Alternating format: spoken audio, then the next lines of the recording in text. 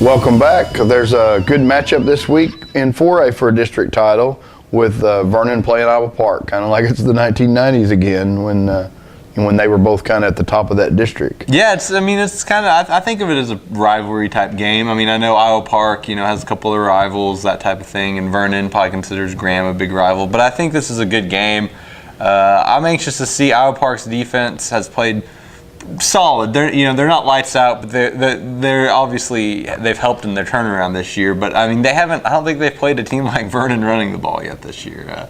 Hershey ran some on them with Battle, had over 300, but Vernon's coming off a 500-yard game. 500 yards rushing, yeah. It's just prolific. Yeah. It's just out of this world, and it's funny because we just had, Kathy's calling about all the great runners. Yeah. And Vernon had run for 500 yards before, I'm sure. But it brought back the old days. Yeah, well, and quarterback Corey Luster had like a 250-yard game, and he's a guy that doesn't get a lot of carries.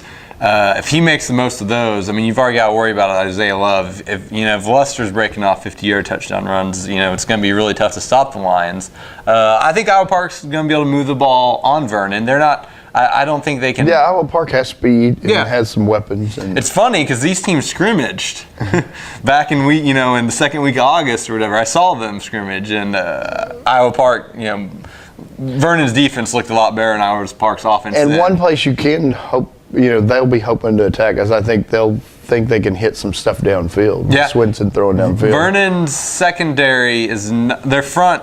Their run defense is better than their pass defense. And when I saw Iowa Park live, I was impressed with their pass protection. Yeah. They let him kind of step up and let a play develop. Yeah, Iowa Park's going to be able to throw the ball some, I think. But Perryton did too on them, and what happened? Yeah. Perryton lost by 30 because they couldn't stop Vernon's All things run being game. equal, you need to stop the run. But these teams are guaranteed the top 2 seeds in the district, which is a pretty interesting accomplishment in itself. And I think they're going to be able to both go a couple rounds deep at least in the playoffs. So, when we come back, we'll look at the other Class 4A district and the big matchups this week.